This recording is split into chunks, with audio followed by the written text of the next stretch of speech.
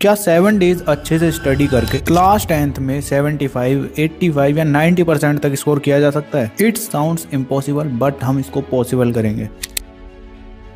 अभी तक तुमने अपना बहुत टाइम वेस्ट कर दिया है। तुम ऑलरेडी बहुत सारी वीडियोस देख चुके हो, 30 डेज, 15 डेज, 10 डेज, बट उन वीडियोस को देखने का फायदा क्या हुआ? भूल जाओ जो कुछ भी तुम्हारे साथ पीछे हो चुका है। 7 डेज मतलब एक वीक के लिए तुम्हें इतना पढ़ना है जितना कि तुम अपनी पूरी लाइफ में आज तक पढ़े ना हो। चाहे अब तुम्हें 10-10 चैप्टर एक दिन में करने पड़े, तुम करोगे। और वो कैसे करने हैं, क्या करना है, उसके लिए मैं हूं ना। चलो बताता हूँ अच्छे से। So hi everyone, this is Mukul Bhardwaj और आज की वीडियो में हम बात कर रहे होंगे क्लास 10th के लास्ट 7 डेज चैलेंज की, जिसके अंदर मैं तुम्हें हाई स्कोरिंग टॉपिक्स भी बताऊंगा हर चैप्टर के, और किस डे पर तुम्हें कौन सा चैप्टर करना है, कितने चैप्टर्स करने हैं वो भी एकदम डिटेल में बताऊंगा। और फिर लास्ट में तुम्हें डू और डाई स्ट्रेटजी देने वाला हूँ, और वो स्ट्रेटजी दोनों बच्चों के लिए है, जिसका सिलेबस हो गया उसके लिए भी और जिसका नहीं हुआ है उसके लिए भी। तो सबसे पहले स्टार्टिंग करते हैं 7 डेज चैलेंज से। तो इस चैलेंज के भी तुम्हारे 3 रूल है। रूल नंबर 1 है तुम्हें स्कूल जाना बंद कर देना अभी से। रूल नंबर 2 है तुम्हारा नो टाइम टेबल। अब तुम्हें घंटों के हिसाब से सेल्फ स्टडी नहीं करनी है। जो टास्क मैं दूंगा, जितने चैप्टर्स तुम्हें एक दिन में करने हैं, सभी को निपटाना है। चाहे 8 घंटे लगे, 10 घंटे लगे या 12 घंटे लगे। और लॉन्ग आवर्स के लिए मैंने ऑलरेडी पावर आवर स्ट्रेटजी इस वीडियो में बताई है, ठीक है। अब रूल नंबर 3 है तुम्हारा no distraction. Social media apps को डिलीट कर दो। गर्लफ्रेंड बॉयफ्रेंड का चक्कर है तो एग्जाम के बाद बात करना, और घर वाले काम देते हैं तो उनको पहले ही मना कर दो, बिकॉज ये चैलेंज तुम्हारी लाइफ का अभी तक का सबसे बड़ा चैलेंज होगा। तो अब स्टार्टिंग करते हैं सब्जेक्ट वाइज 7 डेज चैलेंज से। तो फर्स्ट सब्जेक्ट है तुम्हारा साइंस, तो जिसके अंदर डे 1 पर तुम अवर environment plus light reflection and refraction वाला चैप्टर करोगे। अब ये सीक्वेंस क्यों रखा है? बिकॉज इसमें तुम्हारा एक चैप्टर इजी रहेगा, एक चैप्टर हार्ड मतलब टफ नहीं, वो लेंथी चैप्टर होगा बस। और इसी सीक्वेंस को तुमने पकड़ के सभी चैप्टर्स को कंप्लीट करना है। अगर ऑलरेडी कर रखे हैं तो इसी सीक्वेंस में तुम्हें रिवीजन करना है, ठीक है। इसके बाद डे 2 आता है। डे 2 पर तुम कर रहे होगे हेरिडिटी वाले चैप्टर को, उसके साथ साथ केमिकल रिएक्शन वाले चैप्टर को। जब वो हो जाता है तो फिर आता है तुम्हारा डे 3। तो डे 3 पर तुम करोगे human I and colourful world वाले चैप्टर को, plus acid base and salts वाले चैप्टर को। ये 2 चैप्टर तुम्हें करने हैं अपने साइंस के स्लॉट में डे 3 पर। अब आता है डे 4। डे 4 पर तुम करोगे लाइफ प्रोसेसेस वाला chapter plus metal and non metals वाला चैप्टर। ये दोनों चैप्टर करने हैं तुम्हें, ठीक है। इसके बाद आता है डे 5। तो इसके अंदर तुम करोगे electricity plus control and coordination वाला चैप्टर, ठीक है। इसके बाद आता है डे 6। तो डे 6 पर तुम करोगे how to do organism reproduce plus magnetic effect of electric current वाला चैप्टर, ठीक है। डे 6 तुम्हारा साइंस के लिए यही होगा। एंड फिर आता है डे 7, जिसके अंदर तुम कार्बन एंड इट्स कंपाउंड्स वाला चैप्टर करोगे। और कुछ इस तरह से 7 डेज के अंदर साइंस तुम्हारी पूरी तरह से कंप्लीट हो जाएगी।